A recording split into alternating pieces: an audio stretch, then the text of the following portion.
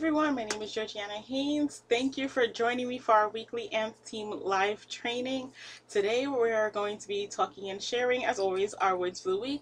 Plus, I have a special segment, well, not really special, but our topic of discussion for this evening will actually be lifetime value. So I'm going to be getting into that a little bit later and showing you why this is something that is important to your business and something that you'll want to track.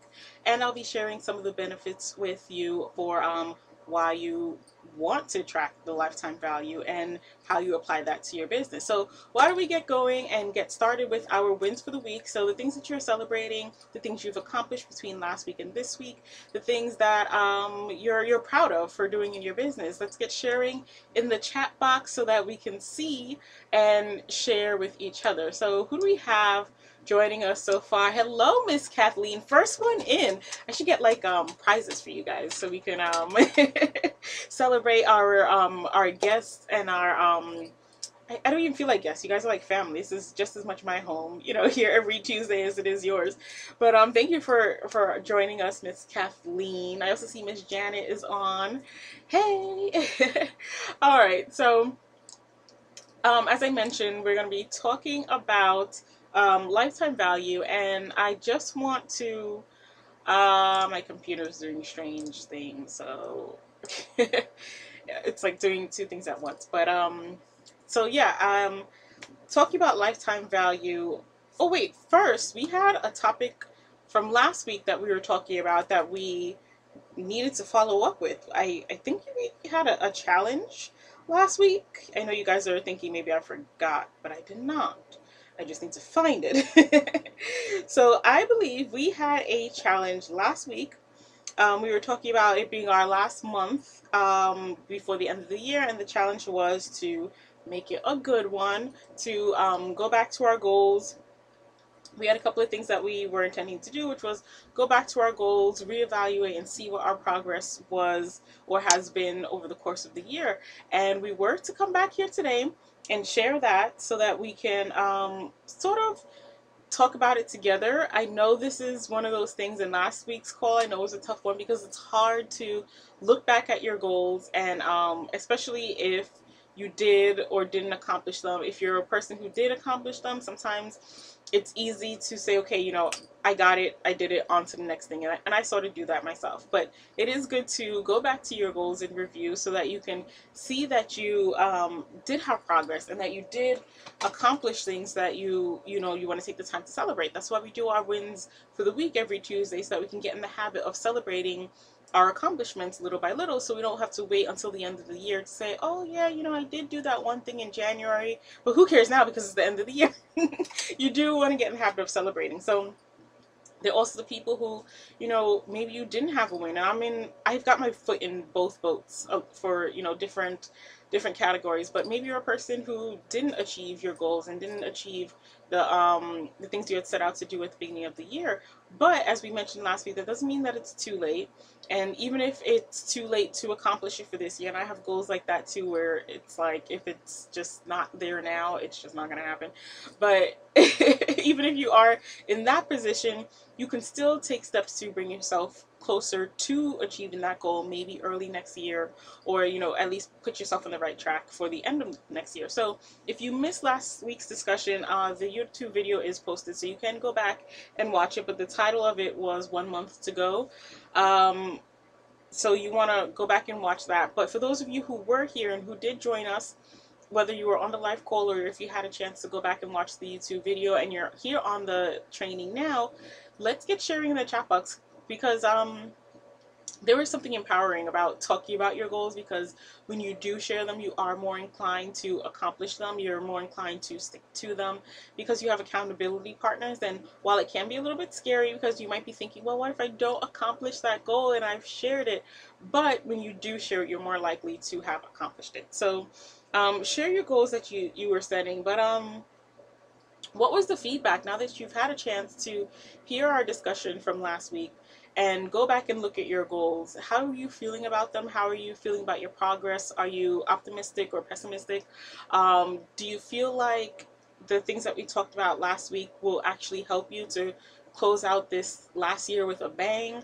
or are you just going to float along and continue in the same pattern that you've been continuing in so far? That's kind of got you into this place that you're already in, right?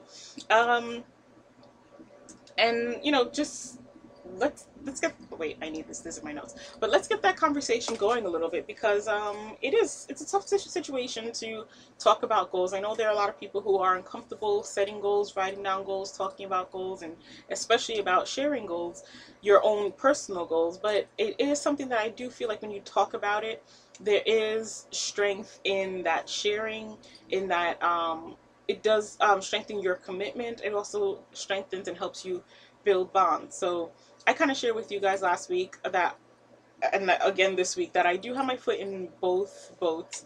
There are goals that I kind of forgot that I had accomplished over the year, that I maybe celebrated but didn't celebrate enough, or because there was something else right after it, whether it was another win or another disappointment, that might have overshadowed it. And I felt that by going back to my goals, I was really, um, I was really sort of encouraged to move forward, because I was able to acknowledge the things that I did accomplish. So it's easy to, go through the year and just sort of feel where you are right now. But sometimes when you look back, you can say, you know what, I did accomplish some stuff. And even though things aren't where I want them to be with my goals at this moment, I have grown over the year. I've had growth, I've had successes, I've had wins along the way. And even if you go back to our chats and see the wins that we share in the chat box, you'll see people are accomplishing stuff and doing stuff. And if you've forgotten that and you need to go back to a chat or scroll back through your Facebook page, you might have to do that if you're not a journal, win diary type of person. And then on the other hand, for the things that I didn't accomplish, I've already started to plan my calendar for 2018 to say, okay, well, you know what, I missed the mark in 2017, but what are some things that I can do and start implementing now for next year, so that I'm not waiting until next year to get started, like we talked about in our chat last week. So there are some things where I said, I'm going to start working on from now to just kind of get the ball into motion for next year. Some things are things I need to register for or get into, just to get involved in, get connected with other people, so that I have that accountability, that life, work, study type of support, because sometimes you just need someone else to say, hey, are you still doing that? What's going on with that? And even though sometimes it's annoying, sometimes it does help, and it does keep you mentally on track. So some of those are the things that I've started to get in line now. My calendar, I've been revisiting my calendar this past week after, and that's another strange thing when it comes to talking about your goals. I always say this is a two-way conversation. It is me talking to you guys, but I am reading the chat box, I am reading your feedback. But even in me voicing my thoughts, my emotions, my ideas, and responding to you guys and your feedback and hearing your wins and stuff, I also feel encouraged, because after last week's training, even though I had sort of gone through an evaluation period to prepare for the training and what I was going to talk to you guys about, even after talking about it and thinking about it as I spoke it to you guys, there were things that I looked at differently, that I was again able to go back this past week. And I guess this is also my win for the week, but I was able to go back to these things and sort of look at them in a different light, to view them in a different way that helped me further develop my goals. And I've been working on my calendar, I've been working on my plans for next year, and even just working on my emotional state, because like I said, you can go through these things and say, okay, well, I did accomplish stuff, but I'm not accomplishing what I want to accomplish right now, and it's frustrating. But even in that, just to say, well, you know what, next year is another year and I can do this if I just get things going now, it was really empowering. So let's see about you guys. What are your wins that you're celebrating? What is your feedback from last week's call? Let me know. Have you had a chance to go back and revisit your goals? If not, do you plan to? Or have you been reminiscing and thinking about the things that you have accomplished this year that you're celebrating? Because I always say, if we're going through this business and we don't have any wins, anything to celebrate, something is wrong. There has to be something that we've done for our business each and every week, because this is a business where we need to be working it. We need to be building and growing and sharing and learning and developing as we go, because this is a growth process. This is the growth and development of our businesses. It's like little babies. We have to see that growth, and if we're not taking action steps either daily or at least weekly, then overall in the long term we're not going to see the results that we want to see. And we also have to be conscious of that, because if we're not seeing the results that we have to see, that we wanted to see, we have to look at our actions and think about whether or not our actions, or lack thereof, are leading to the results that we're having. And this is a talk that I have oftentimes with some of the members of my team, when we're talking about achieving incentives or growth and development, finding new customers, finding new team members. You do want to actively be pursuing growth and development in your business, because at the end of the day, the ball is in your court. It's in our court as business owners. It's not in the court of our customers or our uplines or even Avon corporate. The ball is in our court. It's up to us to make things happen. And even if like huge big picture goals aren't happening, there should be at least small things that we can celebrate. Little wins, little moments of victory that we can latch onto and hold on to get us to the next week and get us further and further in developing our business. And I oftentimes will tell you guys that there's no win that's too small that you feel like, okay, you know, everybody else is changing title and getting to President's Club, but I didn't accomplish any of that. I got out and I gave out my brochures. That is still a win. Or I created my sample packs, still a win. Or I got one new customer, still a win. But you might feel like, oh, well, you know, I didn't get 10 new customers, so I don't want to share. You should still share, because that one customer is on the road to your 10 customers, so it's still worth celebrating. And this is me speaking to the choir, again, to myself, but it's easy to just see the sum of other people's results and say, oh, well, I didn't get 10 customers this week, I only got one. But eventually, one customer each week will add up to the point where you have 10 customers. And those 10 customers will bring you more. So, you know, celebrate that one victory. And don't feel belittled or ashamed or like you have to compare yourself to other people here, because it's not about that. It's about where you are in your business and just being excited about things that you've done in your business. So I don't see the chat box rolling at all. Let me scroll. I hope you guys are typing. Come on, guys. Let's see those wins. We have a hello from Miss Pamela. Nice to see you too, Pamela. Miss Ronnie. Hello from Clinton, Maryland. Wow. Welcome to the chat. She's my sister state. She's out there. I hope your weather is warmer than it is here. Miss Vernita, welcome to the chat. Thank you for joining us. Good to see you. Miss Kathleen's got a win for us to share. Yay! Okay, so Miss Kathleen says this year her Avon business is going out with a bang due to the help of the A-Box, which is an awesome seller. I love that Miss Kathleen is leveraging the products to build and grow her business. I love that she said her business is going out with a bang. And I remember we were celebrating some achievements a couple of weeks ago. So I love that she's got some positive vibes. She's excited about closing out the year and building her business, and about the products, and she's leveraging the products and the sales opportunities that Avon has to grow her business. Jessica Z, hey, how are you? Thank you for joining. All right, guys, so yeah, let's get going with those wins in the chat box. Don't be shy. We're all friends and family here. So yeah, I kind of shared my win with you. As you guys know, we just had our Thanksgiving, Black Friday sales, and now I don't know. I'm kind of torn between, is Black Friday or Cyber Monday my favorite sales special holiday time. But now with Avon's new, I'm calling it the 12 Days of Christmas, but it's Avon's 12 Deals of Christmas.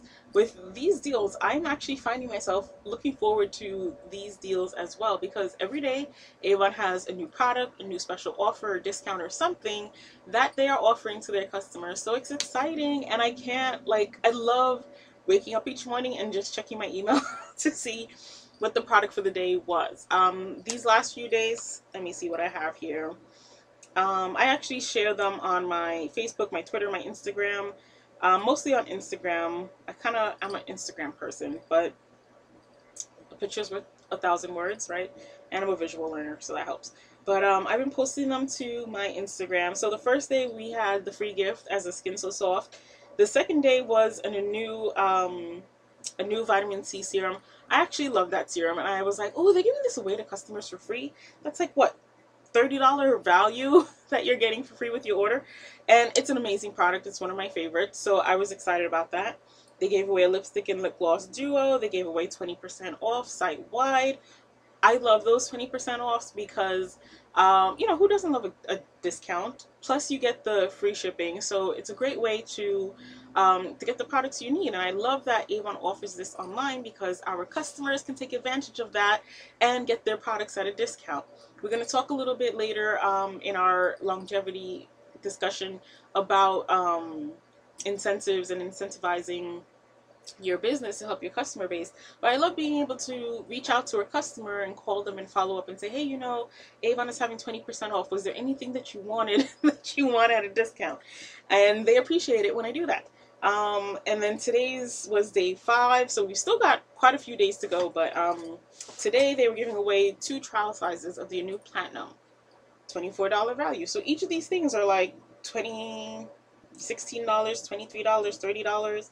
20% off, which could amount to, as a big of a discount as the customer wants, depending on the size of their order. So that is great. And I'm loving these things. So what about you guys? Are you guys sharing and promoting these incentives with your customers? How are you doing it? Are you texting it, calling? What? I do a little bit of both. I text, if I have a customer who said that she wants to place an order, sometimes the orders come in beforehand. When I realize, I'm like, okay, I know you said you wanted this order and you wanted me to deliver it to you, but Avon's website has this deal. Do you want to just place the order online, or do you want to wait? And a lot of times they're like, hello, discount, let's place the order.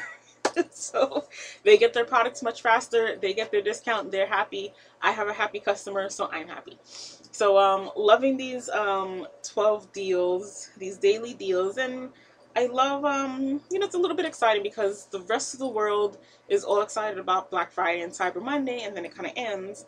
And here we are again with this, gift giving. And I don't really know of anybody who does that consistently throughout the year.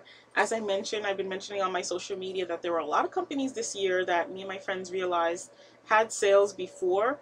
Then they increased the price like the day or two before Black Friday just to say that they were giving a discount. And I was really disappointed by that because I was like, that's really dishonest. And I can't buy, like, there was stuff that we had in our carts that we saw companies, doing that with. And we just said, you know what, I feel like I've been lied to, so I don't even want to place this order anymore. So me and my friend were just like, you know what, we're not going to buy from those companies this year because that's, I mean, I'm a rep, she's not, but I'm like, that's not good customer service. I feel some kind of way about that. I felt kind of like they were insulting my intelligence. So to see Avon doing something like this where they're giving our customers these freebies, I'm excited about it and I love it. So shout out to Avon, whoever's idea it was to do this. Kudos to you. Good job. We're happy. Miss Kathleen, sorry. Miss Kathleen says she also wants to acknowledge her team member from Charlotte, North Carolina, Mai. So Miss Mai is celebrating a 1-year anniversary with Avon. Oh my gosh, congratulations, Miss Mai. I love how Miss Kathleen is shouting out her team. All right, so we're all going to congratulate Miss Mai on her first year with Avon. She's celebrating her 1-year anniversary. So let's all get a round of applause for Miss Mai. Maybe we should do like some birthdays and anniversaries in our weekly training so that we could celebrate these things together, because Miss Kathleen is right. This is a victory that we should be celebrating. To be around and have survived your first year is amazing, because there are a lot of people who just don't make it that far. So they quit and they give up. So Miss Mai, you are a fighter. You fought through your first year. Much success to you in the upcoming years. Continued success to you, your team, and Miss Kathleen, your Avon family. She's like such an amazing leader. Shout out to you guys, the Kathleen team. All right, so as we get to the half-hour mark, whoever is joining, whoever is not. So let's get going with our training for tonight. Let me just pull up my notes. So as I've been hinting, today we're going to be talking about lifetime value, and I didn't specify the value of what, so now I am. So what I'm talking about when I mention is the lifetime value is the lifetime value of your customers. And I want to sort of impart on you guys why it's important to measure and track lifetime value. And I'm also going to share some tips to help you extend the lifetime value of each customer. So this is something that I track in my business, and usually this time of year, winding on the end of the year, is when I really tend to dive into my numbers to see how I've done for the year, to see how my customer orders, my sales, and my earnings, and all of that stuff has been going for the year, because it helps me plan how I can run my business. It helps me see how my earnings have went and where my earnings have gone. And I've been doing this in different ways for the last few years. In the beginning, it was kind of more of a who placed the biggest order, because I like to recognize my customers, and then it became, well, as I started to study and work with the numbers and analyze, I realized that the person who maybe placed the biggest order for the year wasn't always the person who ordered the most for the year. So I sort of dove in and started to track, okay, who places the largest orders, who places the most orders, who orders more often, who refers the most friends, things like that, because I like to celebrate, as you guys know, Wins of the Week, but I like to celebrate different things, and I like to give people different reasons to celebrate, because I'm thankful for each of them. I'm thankful for my customers who refer friends to me. I'm thankful for my customers who consistently come back to order with me. And I'm thankful for the customers who maybe don't place a lot of orders throughout the year, but they might come to me for Christmas and place a big holiday order. I'm thankful for that too. I mean, I'm thankful for all of my customers, but you want to, I like to come up with different reasons to celebrate with my customers. So I got into the system of tracking the lifetime value of my customer. So lifetime value is kind of what it sounds like. It's the value of a customer over their lifetime. Some customers will be with you for a couple of months. Some customers are one and done. They order and then you never see them again.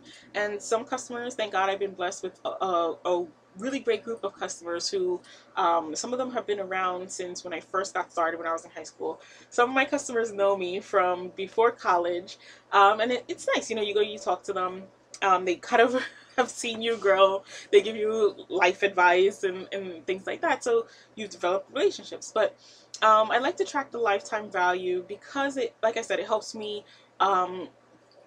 plan on how I'm going to work my business. So I want to share with you guys tonight some of the things that I look at when I'm planning, and again, some of the things that I do to help increase my lifetime value of each customer, because you do want your customers to last a long time. You want your the biggest return on your investment when you're doing your events and your activities and your customer searches.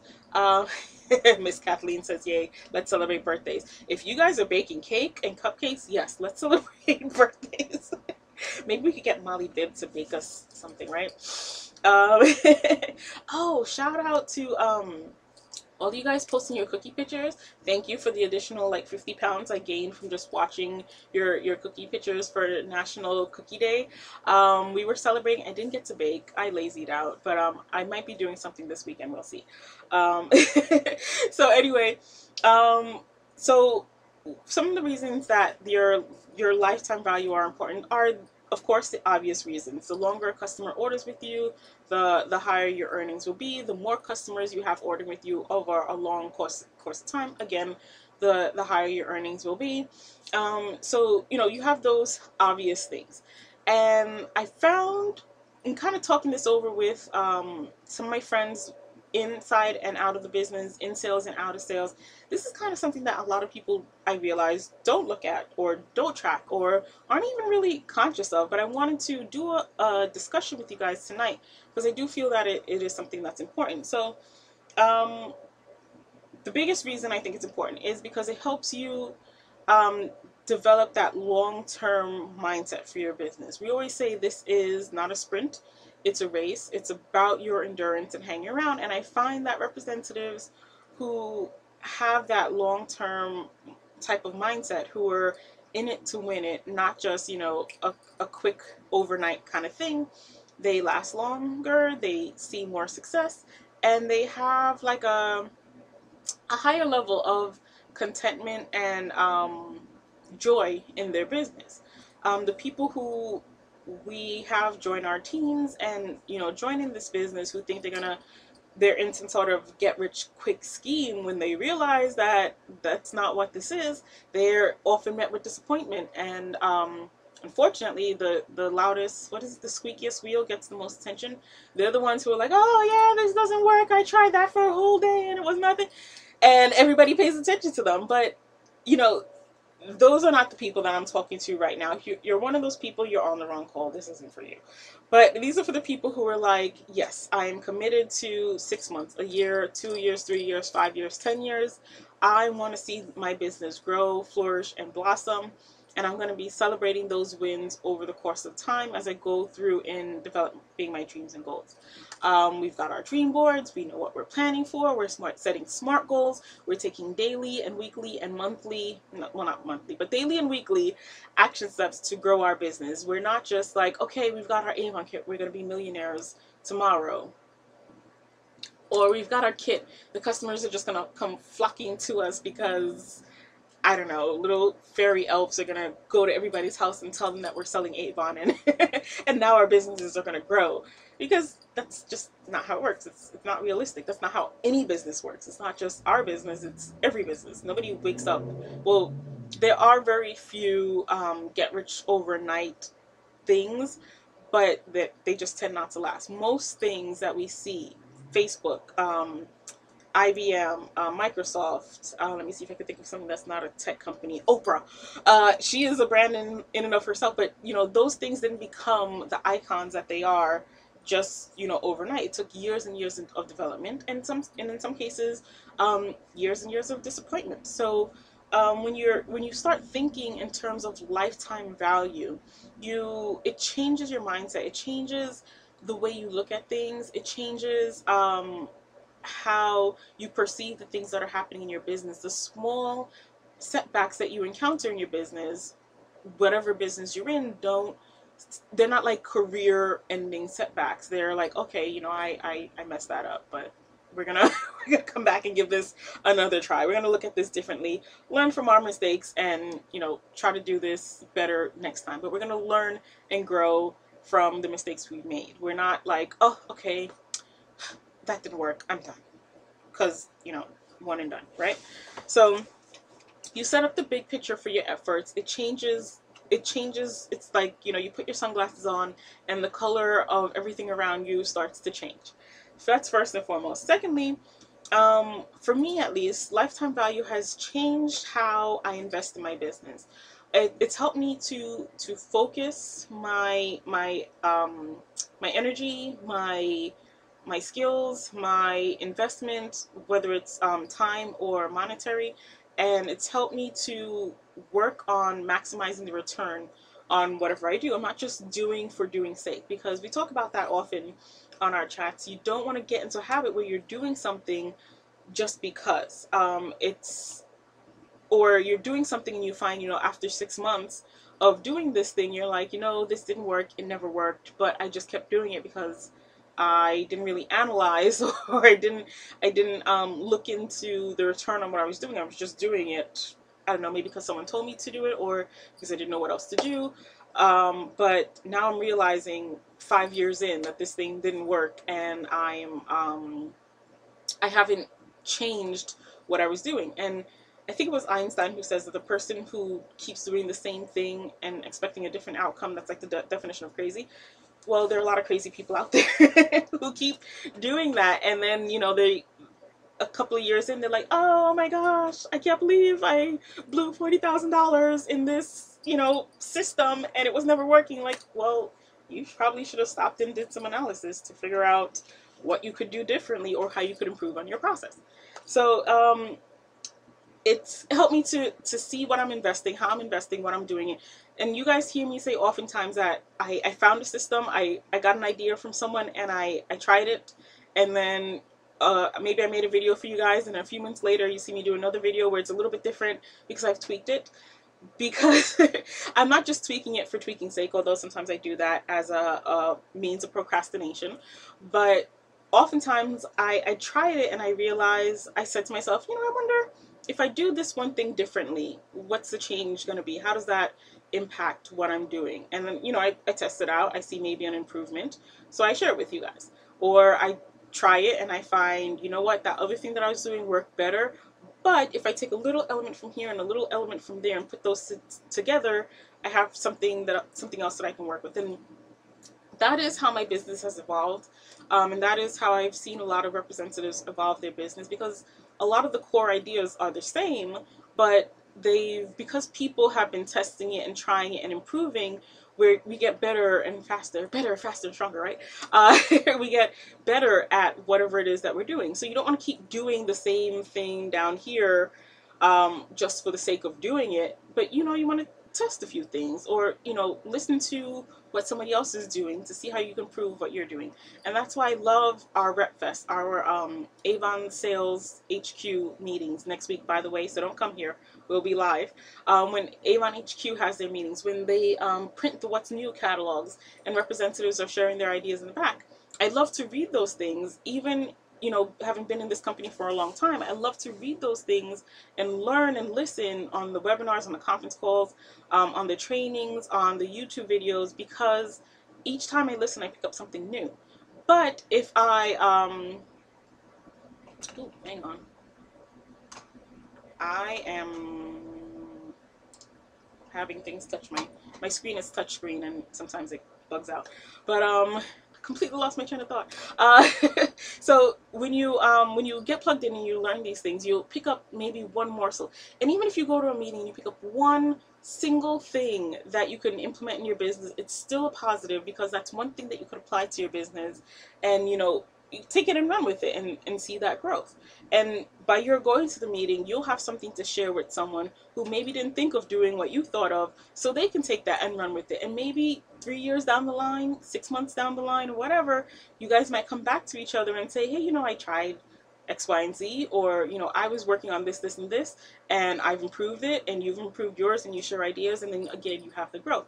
So there's that level of growth and success, but then there's also like a more concrete level. I'm going to share that with you guys today. So get out your calculators, because I'm about to do mental math. It's about to get scary, but bear with me and work with me. Check my math, right? So one of the things that I said is that analyzing the lifetime value of a customer helps me determine how much I invest in my business.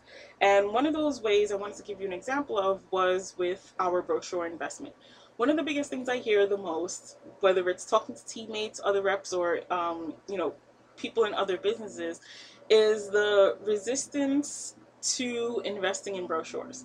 And we've said it time and time again, you cannot, well, I mean, you can, people do it, but we don't recommend you just sticking to one brochure or 10 brochures. You want to see growth, because do you want to have 10 customers for the entire lifetime of your business? No, you want to grow and expand, right? You want to find more customers. You want that 10 to become 20 and 30 and 40, right? So if you're still ordering the same 10 brochures that you started with, in the beginning, while you're learning and growing, and we'll talk about this in a little bit, 10 brochures, okay, fine. You're just learning and building your customer base. But a year in, when you should now have increased your customers, if you're still ordering the 10 brochures, it makes me want to kind of question, are you growing your customers? If your sales have been stagnating, why is that? Could it be maybe because you're running your business as if you still had the same customers, and the outcome, the output, the results that you're seeing generated are coming from you kind of being stuck, pigeonholing yourself in this 10 brochure system. Because I found in my business, I've had to branch out and do customer searches. And I found that in order to do that, I needed more brochures, because there are some times where I have a customer who maybe she'll share her one brochure with her 4 customers, and that's great. But once I've handed out my 10 brochures, if I now want to go and find new customers, I'm going to need more brochures. Those reps, those customers, the first batch can pass those brochures back to me, but I'll always be waiting on them to get those brochures back to me to pass on. And I've had experiences where I've given a person a brochure and they've looked through it and they've placed their order with me, and I've delivered the order, and then 2 or 3 weeks later they're like, hey, that brochure you gave me, is it still good? Because I gave it to my friend and she wants to order something. So now I've got 2 customers. So there, that brochure investment is just so critical and crucial, and I feel like there are not enough representatives who are making the investment in their brochures in their business. I always say your brochure is your store. Now we've moved on to social media. We have the e-brochure, and you can text and post your brochure, and that is great. That is still a brochure, that counts. But I also feel like the physical brochures, a lot of my customers will order online, but they want to see the physical brochure. There's something about flipping through the pages. When you just flip, you see things that you didn't expect to see. When you go online, you tend to search, okay, I need a mascara. You go up to the search box, you click mascara, you type it in, you get it, you put it in your cart, and you're done. Maybe you'll see the things that are on the home page. Maybe you'll see the things that are at the bottom of the screen, that give suggestions on other things that you could purchase. But when you have the brochure and you're sitting on the bus with nothing to do, you'll tend to flip. You need a mascara, and that may be the only thing you need, but you're sitting, you're flipping. Oh, Avon sells shoes? Oh, Avon sells jewelry? I didn't know that. I've always been buying mascara for years. And I can't tell you how many times I've met a person, how many times I've met with a person and given them a brochure and had them say to me, oh, I didn't know Avon sold clothing and shoes. I've been just buying glimmer sticks for the last whatever amount of years. I've always just walked into a store, pick up a glimmer sticks, and come back out. Or I've always just bought the roll-ons. I didn't know Avon sold clothing or household goods or toys, but they now have a brochure. They took the time and flipped through it. So the brochures are a huge investment for your business. But when you're tracking the longevity of your customers and the return on your investments, you can start to work your brochures in a way that makes them more valuable to your business, and you can find ways to invest in more brochures. So what I did was I said to myself, okay, if I order 100 brochures, if that's sort of my go-to, I tend to order in groups of 100. Just how I do it. But before my customer base was big enough before I had 100 customers who were ordering on my customer list, I said, I want to make the investment in doing a customer search to find more brochures. And I needed to justify that investment. So I said, okay, well, if I order 100 brochures, how much is that going to cost me? Like $22 is the investment for a brochure. Now even you can get free shipping if you call up and place your order through the Avon customer service, so you're not even paying shipping unless you put it in with your order, in which case you're paying the shipping anyway because you place an order. So we're just gonna look at the base $22 because it's easier for my mind to do math. So with a $22 investment, how much do you have to have in sales to recuperate your $22 investment? I'm a President's Club Recognition Program member, so I use the 40%. If you're I shouldn't say lower, but if you're a candidate and you haven't yet reached President's Club, you're earning anywhere from 20 to 50%. Take an average of your customer orders. Again, this is where tracking your customers and your longevity comes in. But look at the last few campaigns, add up all your customer orders divided by the numbers of orders you had to get your average order. Avon says the average order size is $25. Sometimes you might be earning more, sometimes you might be earning less. But for me, I'm able to sell a level of where I'm selling 300 and change per campaign usually. So my average, I'm able to average $10,000 for the year, which allowed me to be a President's Club member, which allows me to earn the 40%. Really and truly, we earn between 25 and 40%. Again, I'm getting deep in the math right now. Don't shoot me. But the average order size that I usually use when I'm doing this math is about 32%. You just take the median between 25 and 40. So I think it's like 32 or 37%. And that's the percentage I usually work with. But for mental math purposes, we're going to use 40%. So if I am investing $22 in my business to purchase 100 brochures, how much do I need to sell to pay for those brochures? I need to sell basically $55 worth of stuff, because 55, my tablet is my phone. So basically, you'll take, can you see, 55, multiply that times 0.4, and that gives you that number we were talking about, 22. So I need to get $55 in sales to cover my cost of brochures. So I looked at my average customer order size. Like I said, Avon uses 25. Mine varies. I think it's maybe $61 per customer. So I said for every 100 brochures that I toss, I need to find at least one customer. And that sort of became my reasoning for, sometimes you'll hear me say I tried something and it worked. It's because I had set up some sort of analysis. It's not just me saying, oh, it happened or it didn't happen, or, I did it and that counted as working. I usually track it back to concrete numbers so I could say whether or not, specifically this thing is working or not. So I find when I hand out 100 brochures, I will usually find at least one customer, if not more. So my goal is to get that $55 order. So if it's one customer ordering $55, great. If they order 25, then I know I need to get 2 customers from each time that I toss. But beyond that, again, we're talking about the big picture efforts. A customer, I might toss 100 brochures, or I might do an event and give out 100 brochures, or I might get 100 referrals from my existing customers and hand out 100 brochures. The method, whichever method you decide that works for your business, you want that return. You want to at least make back what you've invested, right? And you know that if you can at least hit that $55, you've paid for those brochures, right?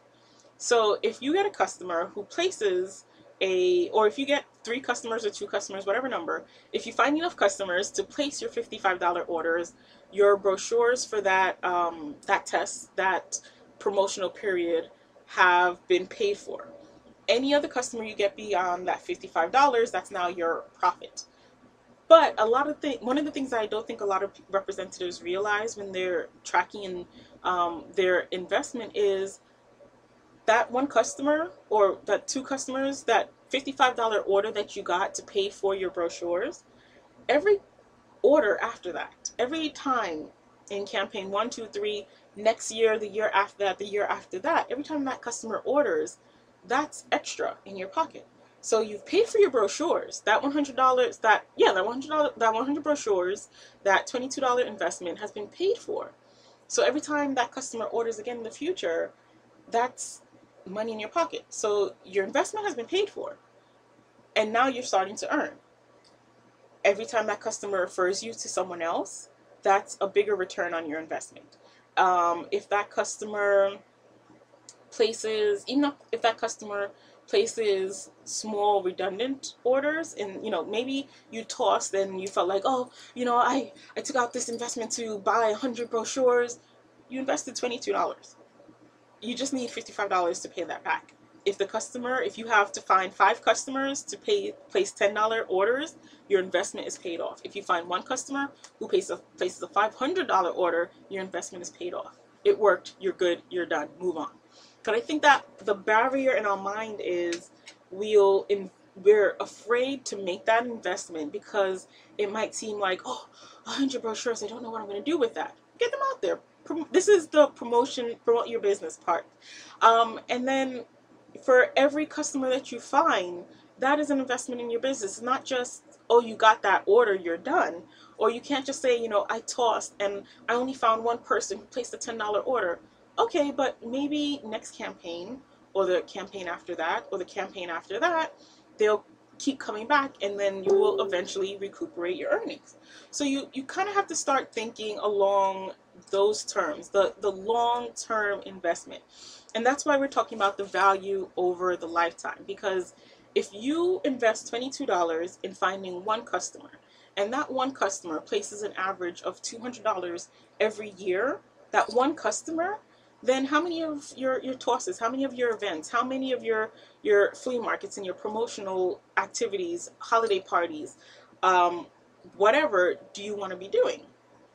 You want to do more. But do you start to see now the value of, making that investment of 100 brochures versus your 10? With a 10 brochure investment, how many customers will you be getting from that? You also have to track your numbers. When you do a 100 brochure distribution, how many new customers do you get? Is it 2? Because you're going to have to do 10 campaigns of 10 brochures to get those 2 customers. But if you do one campaign where you're handing out 100 brochures and finding 2 new customers per campaign, your business will be growing. Yes, you might say, okay, well, 2 customers is not enough. But again, if it's 2 customers every day, maybe you toss 100 brochures in a day. I usually average about 300 brochures in an hour if I'm doing an event. It's going to be different for everyone depending on your area, because I see differences when I'm in different areas, and it's not always it doesn't directly correlate with the number of people in the area. I could be in a busy area and only give out 5 catalogs, or I could be in a slow area but hand out 100. So that's another number you have to track for yourself in your area to get your own numbers. But if you're looking at it and you're saying, okay, in one day I can distribute 100 brochures, and for every 100 brochures I find 2 new customers, then if you're giving out 100 brochures over 5 days, that's 10 new customers. If you're giving out if it takes you 6 months to give out the 100 brochures, it's going to take you six months to find new customers. So you have to get your activities to be proportional. So that being said, are we frozen? Miss Kathleen says, yes, she agrees. Her Avon brochure is her store. So Miss Kathleen, I know, is a power seller. I'm sure Miss Kathleen is ordering more than 10 brochures. So that was just an example to help put you in the mindset of why it's important to track your longevity, your life of each customer in relationship to what you're investing. Because if you can look at your customer base, and again, it's taken me a few years to wrap my mind around this, to realize these things. And it didn't start with me saying, yeah, I'm going to sit down and track the lifetime value of a customer. I didn't know what I was doing at the time, but I found myself tracking these different things, and it now I realize that I've been tracking the lifetime value of each customer, because I look at my numbers and I say, if I give out 100 brochures and I find 5 new customers, and those 5 new customers place an average of $100, and those 5 new customers are with me over the course of 5 years, I'm really starting to see the benefit of my having invested in that 100 brochures. It may have seemed like a lot in the beginning when I first did it, but the investment over the course of time has more than paid for that. The return over the course of time has more than paid for that investment. So let's talk about some of the ways that you can work with your customers to develop that lifetime value, so that they are still around after a year or 2 years or 3 years. So the first thing you want to do is build a strong relationship. And I wanted to share 4 ways that you can do that. So the first way is to develop good customer service. Be there for your customers. It's not always about giving giant gifts or giving a ton of samples. Sometimes it's the simple things like having answers to questions, being interested in your customers' feedback, just trying to be the best salesperson that you can be. And you get better at it if you're a new rep, you'll get better at it as you learn the products and do the trainings and courses. But sometimes, even if you don't know everything and your customers realize that you're trying, you're making an effort, you're trying to be there for them, they'll appreciate that. Also, try to be friendly and genuine. I cannot stress being genuine enough. But being friendly is important because, yeah, we're in business, but we're in business with other human beings. We are developing that relationship. So you want to build like you would with a friend. As I said, a lot of my customers have been with me for a long time. I consider them family, extended family, and friends. So you want to get yourself in a position where you are friendly and genuine with your customers. I can't tell you, unfortunately, how many people have come to me like, I want to work with you, or I want to be a part of your team, or I want to be your customer because I like, talking to you. You come across as a genuine person, or you're real, or you seem knowledgeable. And I've had customers call me, ask me a bunch of questions, and I would do my best to help them out. And they would say, you know what? I kind of knew the answers already, but I just wanted to see if you would help me out. I'm going to order with you. you know? And I've had people, when I'm doing my events that I've given a brochure to, who will say like something like, oh, my coworker or a person in, whatever community activity also is a representative, but they're not so nice. They're kind of nasty. They, all kinds of names and whatnot. But you seem like a nice person. You seem genuine. So I would, I want to work with you. And while my intention isn't to steal anybody's customers, but they're not ordering with that person because they feel like the person is, trying to be that slick used car salesman trying to sell them stuff they don't need, or they don't really care about the person, or they're being mean, like, for whatever reason. I can't really think of any reason why, but all of these little things add up to that customer being disappointed with the brand and with the experience, and pulling away. And then they might meet me or another representative and feel excited about being able to connect with the person again. So be friendly and be genuine. Develop those relationships because people value that. Rewards and incentives are another great way to help grow your customer base. I do incentives periodically throughout the year. We were just talking about these Avon 12 deals for Christmas. That's another great way to connect with your customers, and they appreciate when this is done because, like we said, there aren't many other companies who are doing things like this. So it's another way to build and develop that relationship with your customers. And lastly, follow up. Follow up with your customers. Be sure to get them another brochure. That's another thing I hear a lot in the field. A lot of people will tell me, oh yeah, I used to buy from a lady years ago, but she never brings me the brochure. Or, there's a girl at my job who sells, but she never has a brochure. And, these are people who want to order. So they're looking for a representative, but maybe the rep they know doesn't have books or doesn't promote their business or, whatever. You want to be the representative that is following up. Also, even just to follow up to say, hey, how are you? Again, celebrate and, recognize the things that people normally don't, the birthdays, the anniversaries. When you get to know a customer for a while, their family, when you call and ask how their family is, when you go to their events just like you would a friend because, you're developing that relationship. These are friends and family members, extended. That's another way that you can build a relationship. Call them and ask them, how they like the samples. Sometimes when I do my field events and I'm handing out samples, I'll make a note of which sample the customer got. So when I call them, I'm not just calling like, hey, do you want to buy something? But hey, it was nice meeting you. I hope you enjoyed the sample I gave you. How did you like it? What did you think of it? I would love to get your feedback on it. And sometimes I'll even mention that when we're talking before I give them a call, and I might say, hey, I'd like to share this sample with you. Is it okay if I call you in a few days to see how you liked it?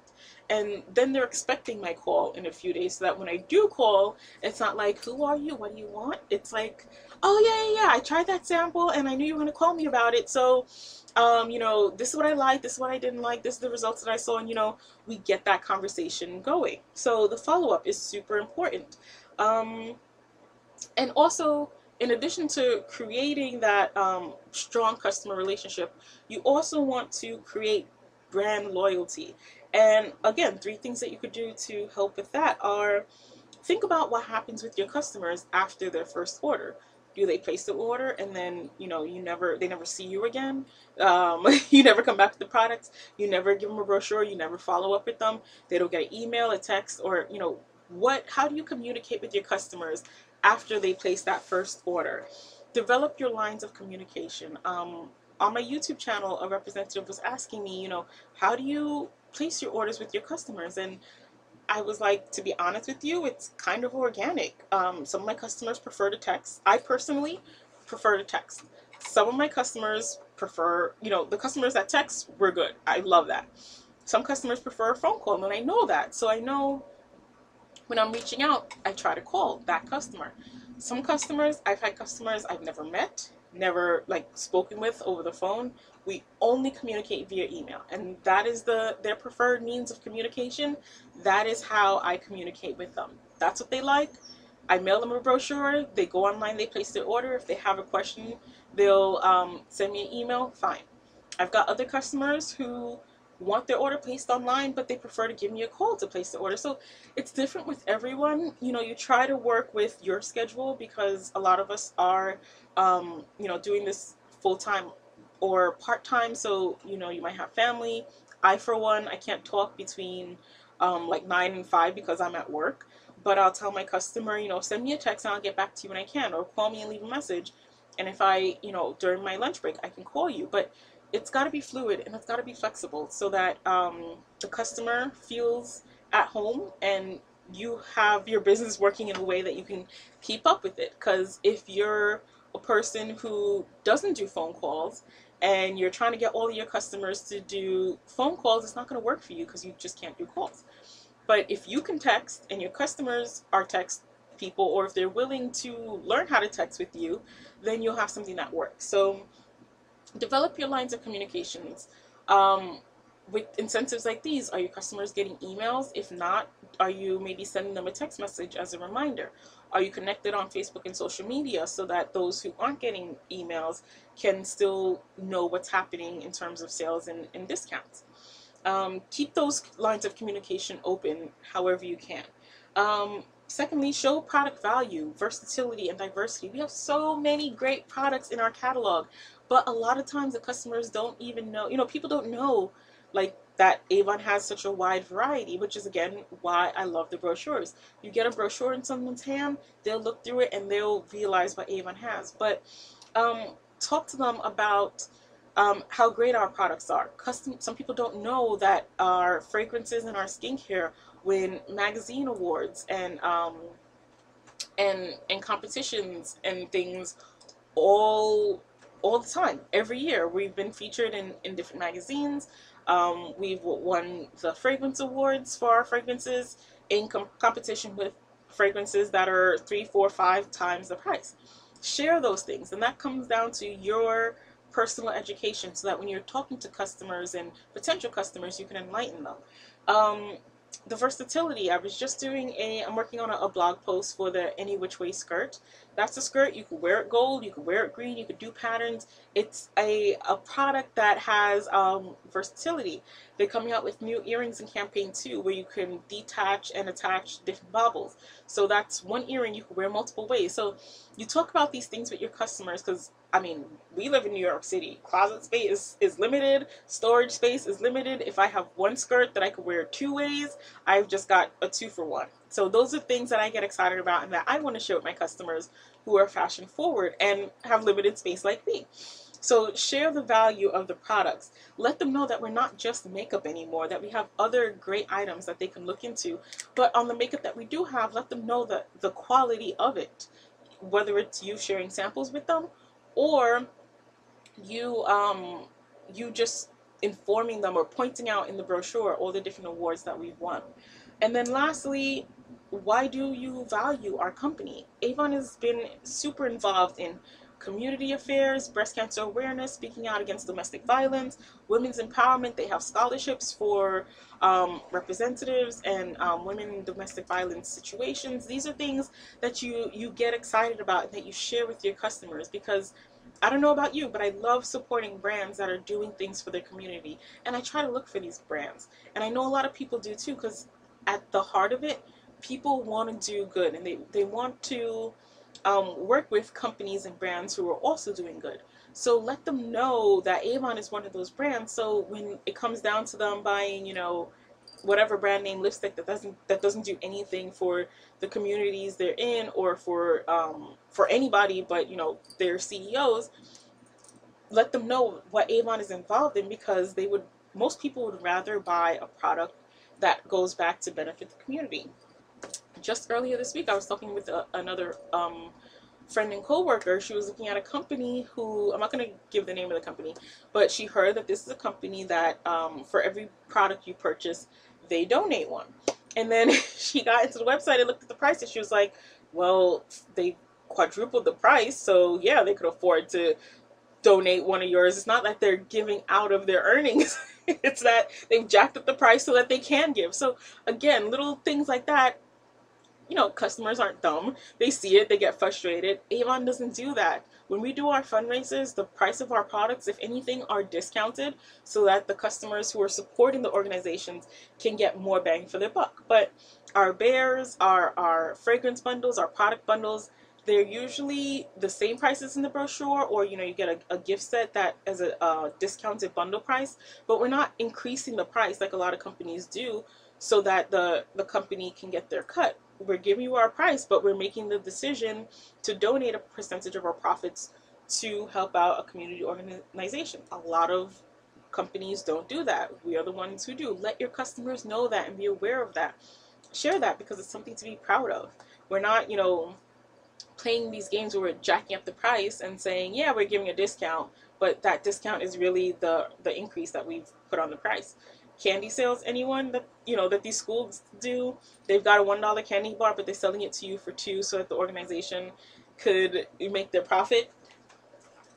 Things like that, you know. So let your customers be aware of these things, because these are points that will help them to see the value in our brand, to see what our brand is doing for the people. So it's not just, you know, about the company, but, you know, about helping other people. And talk about it, share it, encourage your customers to talk about it and share it as well, so that they can educate other people, so that they will feel comfortable shopping with us. So those are just some of the things that I wanted to share with you to help you understand the value of tracking the lifetime value of a customer, but also help you to see different ways that you can increase the time that each customer is with you. And when you can start to see that return on investment over the long run. This is not stuff that happens overnight. So I hope this has helped you guys. I hope you've sort of opened up your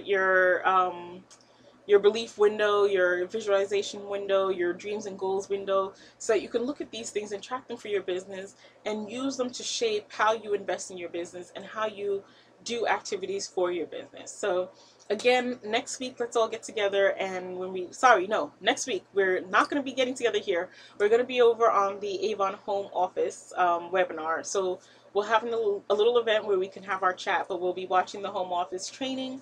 And then we'll be getting together the following week. So we'll have one more meeting on the 19th, and then we're on break for Christmas. So I'll talk with you guys next week, the 19th, and that'll be our closeout for 2017. And as Miss Kathleen says, let's close it out with a bang, right? So thank you guys for joining me. Looking forward to seeing you again in 2 weeks, not 1 week, 2 weeks. Have a great evening, guys. Bye.